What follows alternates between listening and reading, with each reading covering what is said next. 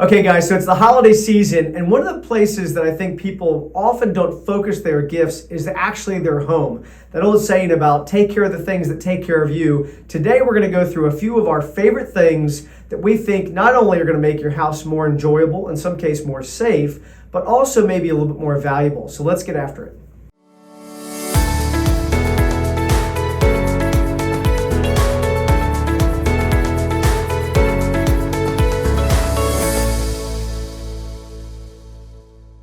All right, Chris, so here we are. We're wrapping up 2023, which, by the way, we talked about in our last video about how the last couple months in the low country marketplace are actually busier than most people would give it the credit for. And so, we ended up having about 370, 380 new pending transactions in the market last month, November, about the same number of closings. And related to those is interesting. I know we were kind of looking for this as a little bit more inventory, a little bit more negotiation. We're now at just under 98% of the sales price to list price ratio. Keeping in mind, it used to be over 100. So it was hanging out about 98 until this last month. Now it's just under 98%.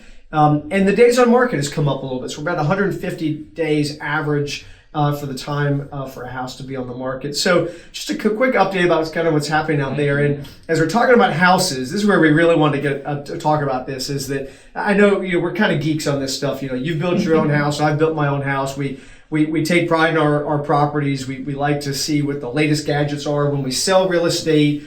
Sometimes we're shown something new we've never seen before, like, oh, that's so cool, and then other times we try to be a little bit cutting edge too. So what we want to do here was just kind of ping pong back and forth about some of the latest things that we've been working on, respectively, at our own homes, and maybe share that with folks to see the benefits and what we've enjoyed. So I'm going to start with you, Chris. Okay, you're going to tell us what's one of the latest things you've kind of gone after, and tell us what it is and maybe what the benefit's been. I think the latest thing was I got a phone call from our insurance company, and they said, hey, there's something that we want you to consider putting into your house. And I'm like, okay.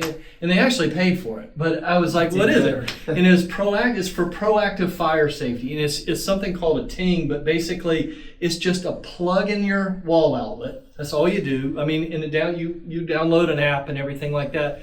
But it looks for hazardous arcing within your home system.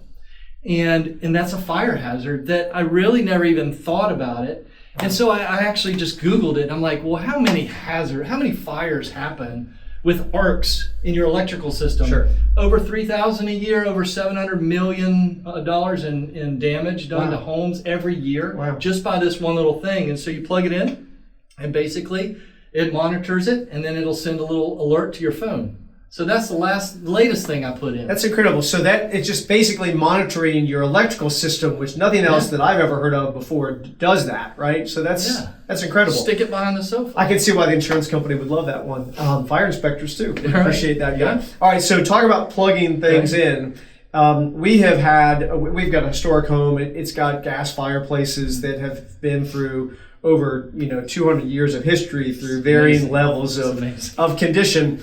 And yet, my wife Carrie, she just worries about fire too. She just is like, what can we do to kind of reduce that? She's the one always checking to make sure that all the burners on the stove are all turned off before we leave the house. Well, we were sort of inspired by some friends and actually by my parents recently over in Windmill Harbor about the electric fireplace, right? And so what do you really want out of a fireplace? You want a little bit of heat, right? And you want the look, that ambiance. There's something about it that all of a sudden there's a fire in the fireplace. It just feels like a place you want to go hang out. So talking about plugging things in, so we bought one of these fireplace units that we really are enjoying. And you literally plug it in, which is the real challenge on that, is figuring out how do you don't typically have an outlet in your fireplace, right? So you got to be like, how do you get the wire over to where you're going to plug that thing in? That's probably the biggest challenge. But once you do that, you hit the remote and then boom, there it is. Wow. And it actually throws a little bit of heat off too. And it's just, it can just run all day long. You don't ever worry about it. You can leave the house, it's running. And that's you don't in ever your have to worry actual about fireplace? Actually, just sits right in the fireplace. And, I love that. And okay, so it's mostly plastic. Does it look real? Maybe not. But when you get your fireplace screen in front of it and everything's all kind of set and you want to believe that it's a real fire, it actually does the trick. So that's one of mine. So on the flip side of fire, with fire and water, what does water do to houses? Bad stuff. Destroys them, right? Yeah. So this also was a recommendation from my insurance agent, and she basically said, "Hey, get this automatic water shutoff valve." Another instrument. Now I had to get a plumber to install it correctly because I could have installed it, but I'm not a good plumber. You might really find out what water does to your house. Yeah, but it's so cool because it does multiple things. It goes in. If it senses at first it learns your history. If it senses an abnormal water use, it will alert your phone, and it'll just say basically, "Hey, we've sensed an abnormal water discharge, and is this something you're monitoring, or are you at home or anything like that?" And if you don't respond to it after 5 minutes, it shuts your whole house water off. Oh, just like that. And if it was a mistake or you had guests in, you can turn it right on your phone in seconds. Right. And it also monitors water pressure, and it also identifies, hey, you might have a small leak, a small drip, or something like that. Like a running toilet or something like that. Yeah, it's been going for years. You never even thought about it. And it tells you how much water you're actually wasting when you could go, spend $100 and replace and get it fixed. It's fantastic. So where does that get installed? Is that on your main line coming into your house? It's on the main line coming into the house, and you can manually turn it on and turn it off. Does it plug in then? It plug in because it hooks up to your Wi-Fi system. Okay. And it's really, really it's kind of hanging out in the background, but man, how cool would it be if you could catch a big water catastrophe before you had a water catastrophe? Well, that's incredible. I think about sometimes we go in, we do evaluations of properties, and I'll be like, "Hey, listen, we were just upstairs checking out your guest suite. I just want to let you know that your toilet's running." "Oh, it is? I had no idea." Just wasted water, right?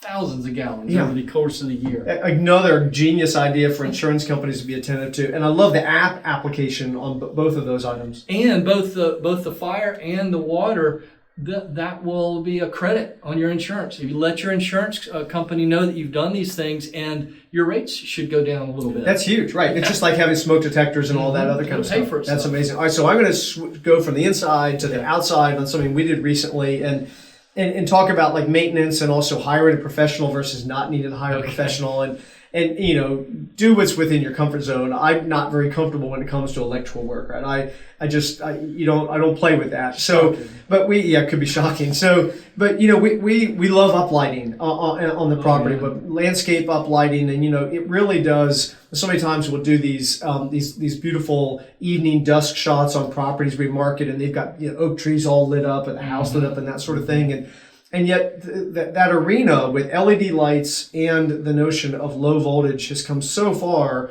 and so easy. I mean, this stuff is. I went to Lowe's and I bought a low voltage transformer and a series of uplights that are all right there. They're just right off the shelf. And then you got to get the appropriate wire, but even the wires, nothing there is shocking, right? It's all low voltage. So, you have to make sure that you've got a good outside outlet that an electrician may have to put in place. You plug this thing in, you hook up this long 100 feet worth of wire, and wherever you want a spotlight along that run, you just clamp it into place. And if you don't like it, you unclamp it and you move it over here and that sort of thing. And it's the easiest installation. You don't really have to bury the wire maybe a couple of inches. You can cover it with mulch. And in an instant, it transforms your whole environment. So it could be pathway walking, it could be uplighting for trees, it could be, in our instance, we actually uplit sort of the back columns of our house. And it's just one of those things. And the neat thing about the transformer is it will come on at the evening and turn off in the morning, and you just set it and forget it. Well, I love it. Yeah. So what's the next one on your list? Well, the next one, I have a dog, right? And how many times you go into a house that has a dog and kind of have that pet smell? Yeah. And so that's one of the things that Wendy and I, my wife, we've always tried to just avoid, is having that pet smell. Yeah, for sure. It's hair. It's hair. Hair comes off the dogs, and the hair finds its way, and then over time, that's what starts to go. So we got, and I know everybody's heard about this. Is not new. Okay, this has been around a while. It's new for you guys, though. It's relatively new for us once we got the dog, but it's the RoboVacs, and you can buy them all over the place. They're everywhere. But I used to kind of roll my eyes at the concept of one of these things. I'd see them and I'd be like, oh my gosh, that's the silliest thing in the world.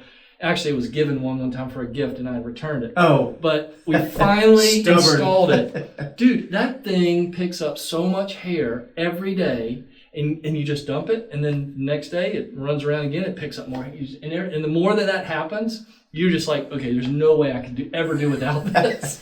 So, and the house smells great. So, in your experience, how does this thing work? Because it's got like a docking, some of them have a docking station, it has right? a docking station. Another thing that plugs into your phone, you can set no-go areas, boundaries, you can set room zones, so you just want it to hit this room or that room. It's so simple. You pick up your phone and say go.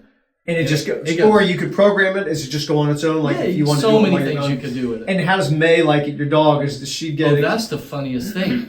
She'll be laying on the floor and it'll just come and it'll just bump into her. And then it'll try and turn around and go here, and she just kind of looks at it. And she's like, "This thing is ridiculous." Right, the job would be a lot easier if it just sucked May up, right? Understood.